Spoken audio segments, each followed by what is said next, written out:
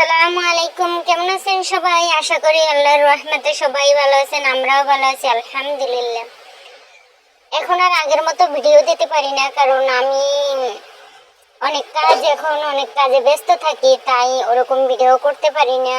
আর যেহেতু একা মানুষ, আর ছেলেও আজকে অনেক দিন যাবত অসুস্থ, আর ইদানিং 2-3 দিন ধরে আমিও অসুস্থ, গলা একদম ভেঙে গেছে ঠান্ডা লেগে।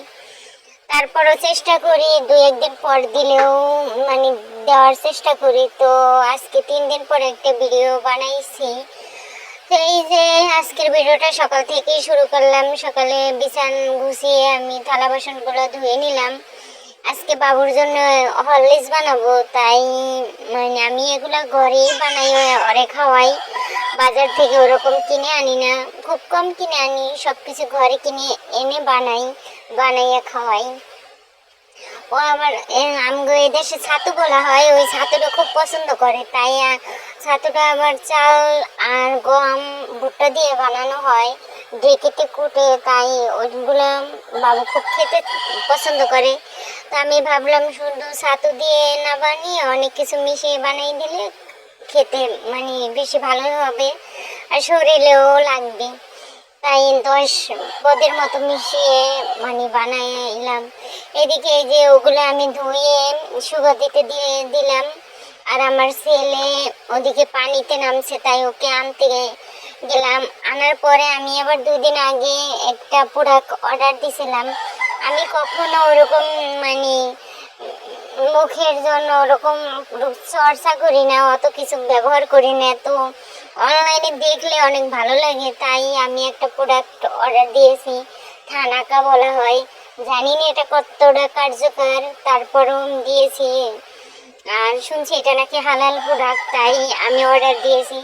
তো উনি ওটা নিয়ে আসছে, আমাকে ফোন দিয়েছে যে ওটা নিয়ে আসছে, তাই আমি এই যে এসে আমার বাসার সামনে আসবে, তো আসছে, তাই ফোন দিছে আসতেছি, কিন্তু আমি এই যে রাস্তায় দাঁড়িয়ে আছি, কিন্তু ওনাকে এখনো দেখতে পাইতেছি না, উনি এখনো আসে নাই, আমি তাই দাঁড়িয়ে আছি।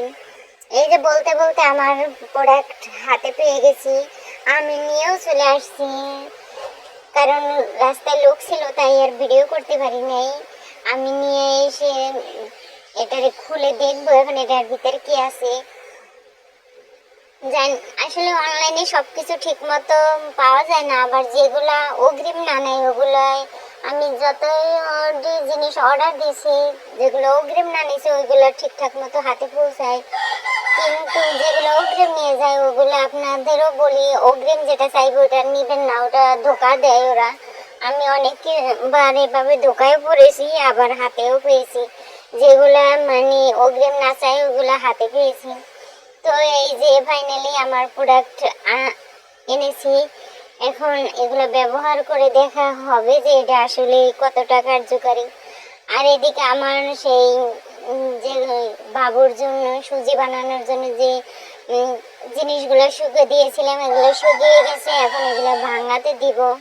এখানে আছে বাদাম, 3 প্রকারের বাদাম, কিশমিশ, তারপরে 3 প্রকারের ডাল, 3 প্রকারের চাল, তারপরে সুজি না হইলে সাগুদানা, এরকম অনেক কিছু মিশিয়ে 10 প্রকার বানিয়ে তারপরে এটা আমি ভাঙিয়ে এই যে হরলিক্সের মতো বানিয়ে আনছি।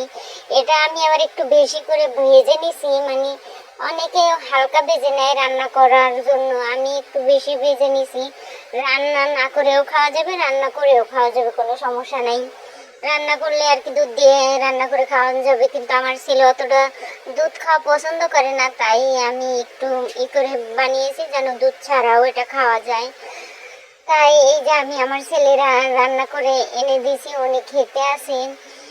আজকের ভিডিওটা এই পর্যন্তই। সবার সুস্থতা কামনা করে এখানেই শেষ করলাম। আল্লাহ হাফেজ।